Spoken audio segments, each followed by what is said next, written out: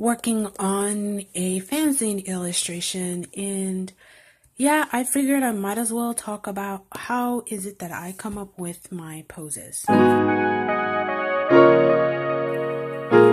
Welcome back. This is Cetriya, Cetriya, and for a few comments now, people have asked me how do I come up with my poses.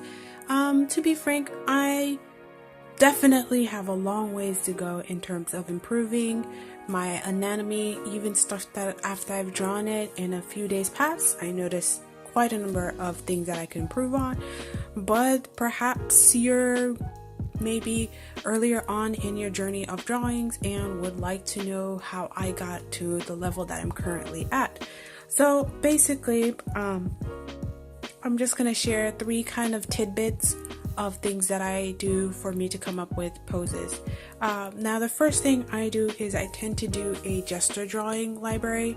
So what I do is either online or in real life, I'll see someone either doing something, or I look up photography about people who are in motion, bodies in motion, and I'll make sure to link down below a few of the websites that I get my inspiration for some of my poses. Other times too is a lot of times artists have their own kind of gesture drawing library, and I tend to save those files down or order art books or sketchbook that include like a lot of those poses. So you can see here that during my gesture drawing session, especially as I try and fill up a sketchbook a month, I'm definitely going to be looking up a lot of poses. Other means of getting certain photography poses is if you're watching an action film or something, and then you could just freeze frame it, and from there just go ahead and do some gestures.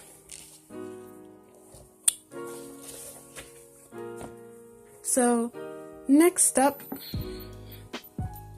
is, of course, I like to use this little doll figure that I purchased.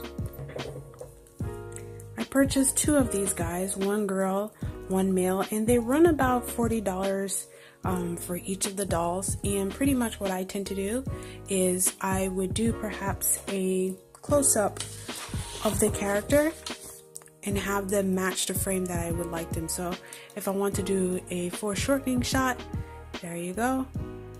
And I tend to try and hold my characters with the lighting here.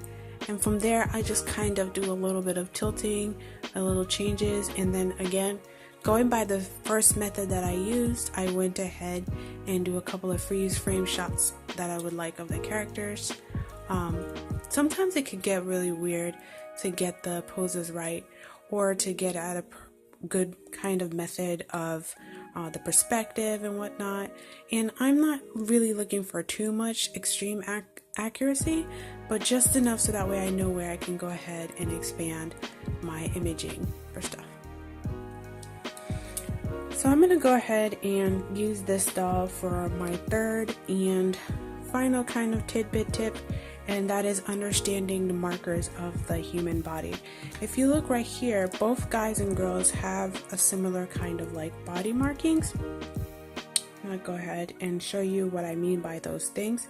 So first off here, you'll notice that both of the characters, well, you notice this because you're a human being, but you'll notice that, you know, we both have shoulders, so that would be your first kind of marking is your shoulders, and then your chest line would be like another marking, and then your hip would be another marking. And what I mean by marking is those are the points of the areas that pretty much stays relatively the same. They're not going to, like, your shoulder blade is not going to all of a sudden twist into a weird shape. And if you look again, you can see where like the elbows line up, so you know, you do point 1 to point 2, that's your line right here. Same thing with the girl, you know, with the elbows. The wrist is again, so you can see in these kind of bodies, you can see where like the actual markers are. So you got the shoulder, the chest, the elbows, the wrist, the hip or the belly button line, the knees and the ankles, and then the very toes.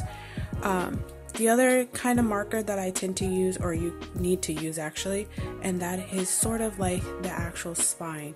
And the spine is what you probably will hear in anatomy books as your line of action.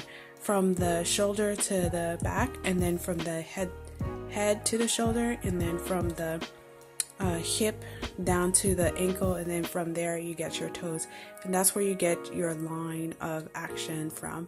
And of course with the dolls, it's kind of hard to understand exactly what it is, which is why I'm going to go ahead and recommend to you guys a book that I tend to use. Now there are several anatomy books that are online right now. There is Dynamic Figure Drawing by Hogarth. There is the more classical drawing, Figure Drawing for All It's Worth by Loomis, and I'll go ahead and post those links. But what I really like about this book, and it's called Figure Drawing Design and Invention. Basically, I translate design and invention as designing your own poses out of your head. And I love this book because it gets really analytical in talking about all of the markers of the body right here. Again, the shoulder, and then you got the spine, and then of course you got the hip. And this is probably one of the best book in terms of coming up with poses and why human body would twist and turn in that method. So you can see here again, it is the gesture drawings. That's basically using all the markers. Let me give you a really quick zoom out here, and that is, you see, shoulder blade. This is typically about the between like the chest and the belly button here. This is the end of the hip, and you can see this is the knee. And pretty much, especially when you're starting out, your gesture should be a relatively of this detail, because it's really just to help you kind of gain a very large library of poses. So like I said in the previous or in the start of this video, again, I just really love this book. All of the methods of the gesture drawings and the body markers.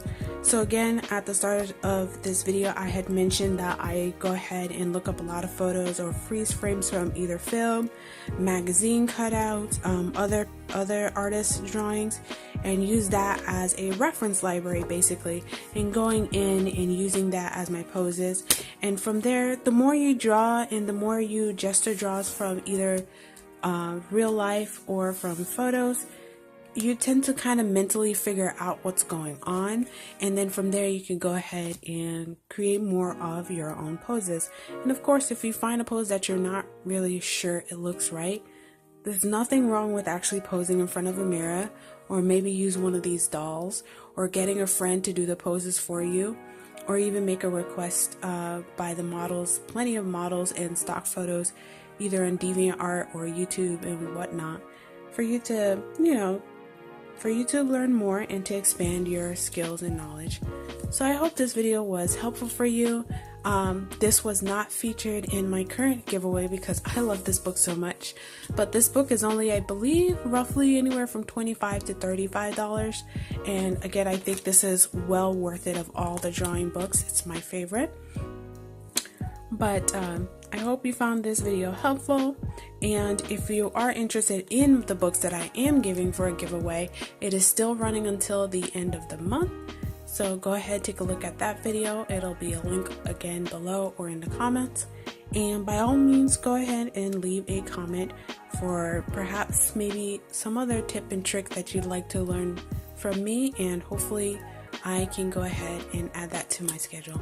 So thanks for watching. Hope you subscribe, and I'll see you in the next video.